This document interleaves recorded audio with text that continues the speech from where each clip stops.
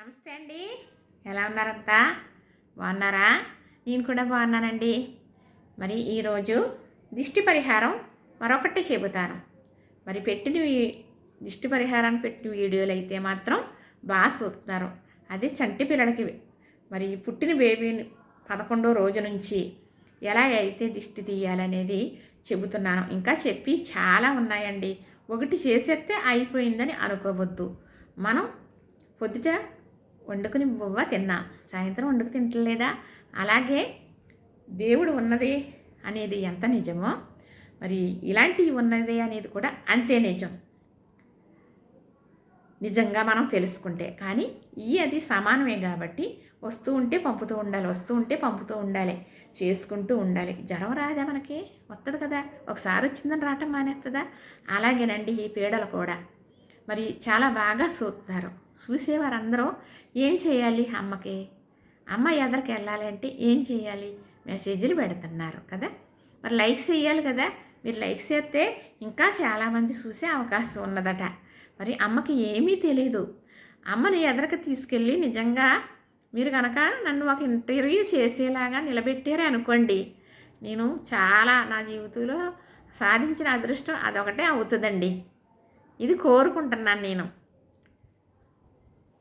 అది నా రాతలో ఉన్నదో లేదో నాకు తెలియదు, కానీ నేను చెప్పేవి మాత్రం చాలా ఉన్నాయి. చాలా చెబుతాను, మీరు చేసుకోవాలి. పూర్వం ఇలానే చేసేవారు, అది చూసిన దాన్నే. ఇప్పుడు నేను చెప్పే విషయాలు ఎవరన్నా చెబుతున్నారా? ఎక్కడైనా చెబుతున్నారా? ఒకవేళ చెబితే వినేవారు ఉన్నారా? తక్కువేనండి. ఎక్కడో ఉన్నారు కాబట్టి మీరు చూస్తున్నారని మీకు చెబుతున్నాను. ఇప్పుడు నేను డబ్బులు ఖర్చు పెట్టి పరిహారాలు చేసుకుంటే తీరిపోతుందని భ్రమలో ఉంటారు. లేదండి, డబ్బులు ఖర్చు పెడితే పరిహారం అవ్వదు. పైసా ఖర్చు లేకుండా పరిహారం నేను చెబుతాను, అవుతుంది. అవ్వకపోతే నన్ను అడగండి, ఎవరైనా సరే. ఇది నిజం. ఎందుకంటే పెద్దవాళ్ళు ఇలానే చేసేవారు. ఏముందండి, ఇలాగా ఉన్నారనుకోండి, చీడపీడలతో ఉన్నట్టు అర్థం చేసేసుకునేవారు. సరిగ్గా తినకపోవటం, సరిగ్గా నిద్రపోకపోవటం, కలత నిద్ర, పీడకలలు వస్తున్నాయని మరి వెళ్ళి పనికి వెళ్ళకపోవటం, చెప్పిన మాట వినకపోవటం. ఏముంది, పెళ్ళైన పిల్లలు అలాగే ఉంటారు, పెళ్ళి కాని పిల్లలు అలాగే ఉంటారు.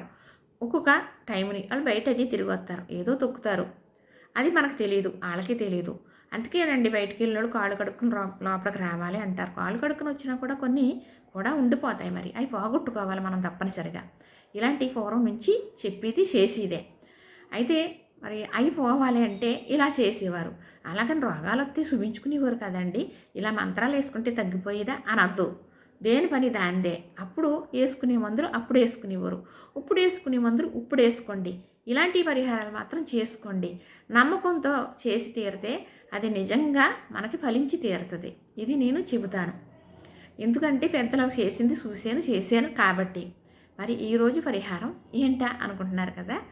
మరి ఇప్పుడు చెప్పాను కదా, చికాగ్గా ఉంటారండి, నిద్ర పట్టదు, కలత నిద్ర, మరేమో పీడకల్లో వస్తూ ఉంటాయి, సరిగ్గా తినకపోవడం, చెప్పిన మాట వినకపోవడం, వెళ్ళే పనికి వెళ్ళకపోవడం, ఇంట్లో మాట వినకుండా ఇతంగవాదం కింద ఏదో లాగా ఉండటం, బాగోపోవటం ఉంటుంది కదా. ఏంటని డాక్టర్కి చూపిస్తారు, మందులు వేస్తారు, ఏం దారిదా అందే. అప్పుడు ఏం చేస్తారో చెప్పన, చక్కగా ఇప్పుడు ముందుగా నిప్పులు తయారు చేసుకోండి.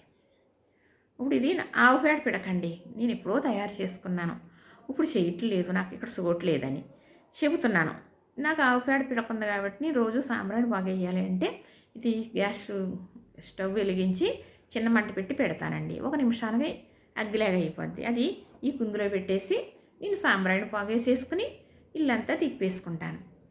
ఇలాంటిది ఉండాలని చెప్తున్నాను. ఇలాంటిదనే కాదు, మీరు ఇలాంటిది వాడకపోవచ్చు, ఏదో ఇంట్లో వాడుకునే పని చేయింది. ఏదో గిన్నె ఉంటుంది కదా ప్లాస్టిక్కి కాకుండా, ఒక డొక్క పేడు ఉంటుందా, అదైనా మీరు గ్యాస్ మీద పెడితే నిప్పు అయిపోతుంది కదా. లేదు అంటే బొగ్గులు అమ్ముతారు కదా, ఆ బొగ్గులు తెచ్చుకొని ఆ బొగ్గులు కూడా మనం పొయ్యి మీద పెట్టి కాలిస్తే బొగ్గు అయిపోతుంది. లేదు ఏదన్నా కొంచెం నూనె లాంటిది వేసి వెలిగిస్తే ఎలిగి ఆరిపోయిన తర్వాత నిప్పులు అయిపోతుంది. ఎలాగైతే నిప్పులు చేసేసుకున్నాం కదా, ఇది ఇలాగా ఓసారి పెట్టుకోండి. నిప్పులు పెట్టుకున్నారు కదా, ఇప్పుడు మీరు దిష్టి తీయాలనుకునే ఎత్తున్నారు కదా.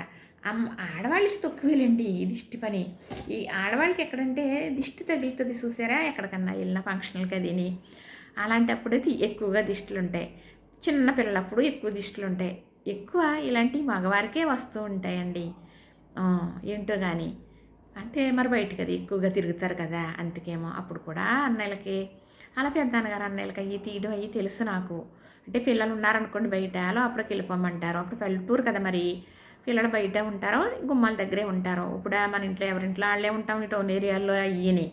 ఒక చోట ఉన్నారనుకోండి, ఏముంది ఇలాంటివి చేసేటప్పుడు రావద్దమ్మా అని చెప్పడం మంచిది. ఎందుకంటే మళ్ళీ వాళ్ళని అనుసరించిందనుకో దిష్టి తీసారంట, పిల్లలు వెళ్ళారంట, అప్పుడు వాళ్ళు బాధపడతారు.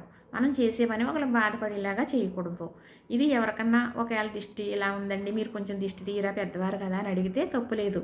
వెళ్ళి తీయొచ్చు. తీసేసి వాళ్ళ ఇంటికాడే కాళ్ళు చేతులు కడుక్కొని నోట్లో నీళ్ళు వేసుకుని ఉమ్మేసి దేవుని తలుసుకుని వచ్చేయచ్చు. ఒక మంచి పని చేసాం మనం. ఇదేదో తప్పు దోషం ఏమీ లేదు. ఆ దిష్టి తీయటంతో ఆ దోషాలు పోతాయి అంతే తప్ప ఏమి పెద్దవాళ్ళుగా మనం చెయ్యొచ్చు. మనకన్నా చిన్నవాళ్ళకి ఎవరన్నా చెయ్యొచ్చు. సరే, ఇప్పుడు ఈ దిష్టి తీయాలి. మన ఇంట్లో అలాంటి సికాకుల మనిషి ఉన్నప్పుడు మరి దిష్టి తీసిన తర్వాత స్నానం చేయకూడదు.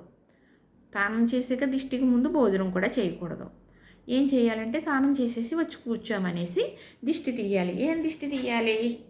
ఇప్పుడు నిప్పులు రెడీ చేసుకుని మనం పెట్టుకున్నాం కదా, ఇది కళ్ళుప్పు, ఇవి మిరపకాయలు, ఇది తల మనం చిక్కు వస్తుంది కదా జుట్టు, అందుకనేనండి ఉంచివ్వరు. ఏ అవసరం వస్తుందా అని అలా ఉంచివ్వరు. ఇప్పుడంటే జుట్టు ఎన్నో రకాలుగా వాడేసుకుంటున్నారు, కానీ అప్పుడు జుట్టు అలా పాడేయకుండా ఉంచుకునేవారు. సవరాలు కట్టుకుని కూడా వేసుకునేవారు అనుకోండి. ఈ ఉప్పు, ఈ ఎంటుకలు, ఈ మిరపకాయలు ఇలాగ పట్టుకుని ఆ కూర్చున్న మనిషికి బాషీపాట వేసుకుని కూర్చోమనండి. పీటేసి కింద కూర్చోబెడతాం. ఇప్పుడు పీటలు ఎక్కడలేండి, ఏదో క్లాత్ వేసి బాషీపాట వేసి కూర్చుంటాడు ఆ మనిషి. అమ్మాయి అయినా సరే, పెద్దోళ్ళు అమ్మాయికి ఒకవేళ తీయవలసి వస్తుంది ఒక్కొక్కరికి. ఆడవాళ్ళకి తక్కువే, మగవాళ్ళకి ఎక్కువ అని చెబుతున్నాను కదా. అప్పుడు బాషీపాట వేసి కూర్చున్న ఆయనకి నిప్పులు చేసుకున్నాం కదా, ఈ నిప్పులది ఆయన ఎదురుగా పెట్టండి, కొంచెం ఎడంగా అంటే కొంచెం దూరంగా పెట్టి ఇది దిష్టి తీసేయండి. ఇలాగా చీడపీడలు పోవాలి. మరి అలాగే ఇరిగి దిష్టి, పరుగు దిష్టి, మరి ఇంట్లో వాళ్ళ దిష్టి, ఊరు వాడ దిష్టి, మరి ఎక్కడ ఏమొచ్చినా చీడపీడలో ఈ దెబ్బతో పోవాలనేసి దిష్టి తీసేసి మరి ఎదురుగుండా మీరు నిప్పులు పెట్టారు కదా, ఆ నిప్పుల మీద వేసేయండి. వేసేసేటప్పటికి ఉప్పు గుళ్ళు చిటపట చిటపట చిటపటమంటాయి. ఆ చిటపట్టల్లో ఈ పీడలో ఎగిరిపోయినాయి. ఈ ఎంటుకలు శివరాసన వస్తుంది. ఈ వాసనకి ఏ పిశాసైనా పారిపోతుంది. ఈ మిరపకాయలు ఆ అబ్బాయికి నిజంగా ఎక్కువగా పీడ ఉందనుకోండి, పెద్ద ఘాటు రాదు, అదే అర్థం. మనకి కొంచెం ఘాటు వచ్చిందనుకోండి, మిరపకాయలు కాలుతాయి కదా, మరి నిప్పుల మీద కదా మనం వేసి ఇవన్నీ, ఘాటు వచ్చిందనుకోండి, ఆ ఘాటులో కూడా ఏ దెయ్యం ఉన్నా భూతం ఉన్నా ఏదన్నా పారిపోతుందండి. తెలిసిందా మరి? ఇప్పుడైతే ఈ వాసన కనుక రాలేదనుకోండి, ఎంటుకలు శివరాసన రాకపోనా, ఈ ఉప్పు కొళ్ళు చిటపటలు ఆడకపోనా, మిరపకాయలు ఘాటు రాకపోనా, ఈ అబ్బాయికి చాలా దిష్టి దోషం కానీ, మన నరవాష కానీ, మరి అలాగే పిశాసులు కానీ ఎక్కడన్నా ఏదో దిష్టి తొక్కి వచ్చినట్లు ఆనవాలి మనకి. అయితే ఎలాగండి అని అంటారా? పోతుంది, పోకుండా ఉండదు. ఇవాళ చేశారు కదా, ఇవాళ చేశారు, ఈ వాసన రాలేదు, చిటపటలు ఆడలేదు, ఉప్పు కొళ్ళు ఏంటి ఎక్కువగా ఉన్నట్టుందని మనకు అర్థమైంది అనుకోండి, మర్నాడు కూడా చేయండి. అలా 3 రోజులు చేయండి. 3వ రోజు చేతిలో మటుమాయం అయిపోతుంది. ఇంతేనండి. ఇదేమీ పెద్ద పని కాదు. మిరపకాయలుగా మనకి ఇంట్లో ఉంటాయి. జుట్టు అంటారా చిక్కు తీసుకుని ఉంచుకుంటూ ఉంటాం. ఉప్పు అంటారా, ఒకవేళ మీరు సాల్ట్ వాడుతుంటే కళ్ళుప్పు తెచ్చుకోండి, ఇంతే కదా. ఆ బొగ్గులు కావాలి కాబట్టి నిప్పుడు బొగ్గులు తెచ్చుకోండి, లేదో డొక్కపేడ వెలిగించి చక్కగా ఓ దాంట్లో వేసి, నేనంటే ఇందులో వేసి ఇలా వేసుకోండి అని చెప్తాను. అందరికీ ఇది ఉంటుందని కాదు, ఇలాంటి ప్లేట్లో కూడా వేసుకోవచ్చు, కాలిపోయి పాడైపోద్ది అనుకోకపోతే. ఆ నిప్పు పెట్టి ఆ ఎదురుగుండా తీసేసి అలాగే ఎత్తే చిటపట్ల ఆడుతుంటే ఆ అబ్బాయి చూసాడు అనుకోండి, పోతుంది. ఇదే మీకు చెప్పింది. ఈ ఘాటు ఈ వాసన రాలేదంటే అలా 3 రోజులు తీయండి. వచ్చిందంటే ఒక రోజుతో సరిపెట్టేయండి చాలు. మళ్ళీ మనకు తేడా వచ్చినప్పుడు ఎప్పుడన్నా అలాగే చేసుకోండి. ఒకసారి చెప్తే అయిపోయిన జీవితాంతకాలం అనుకోవద్దని చెబుతున్నాను. ఇంకా నా దగ్గర చాలా ఉన్నాయి, చెబుతాను. మరి అన్నీ చెబితే లెంత్ ఎక్కువైపోద్ది, చూడరు కదా, మీకు బోరు కదా. అందుకని ఇది ఈ రోజుకి ఇది చెప్పాను. ఎంత పెద్దవాళ్ళకి అంటే పెళ్ళి కాపురం చేసుకునే వాళ్ళకి కూడా, పిల్లలు ఉన్న వాళ్ళకి కూడా ఈ దిష్టి అనేది ఎవరికైనా వర్తిస్తుందండి. కాకపోతే దిష్టి తీసేవాళ్ళు పెద్దవారయ్యి ఉండాలి. దిష్టి తీసేవారు.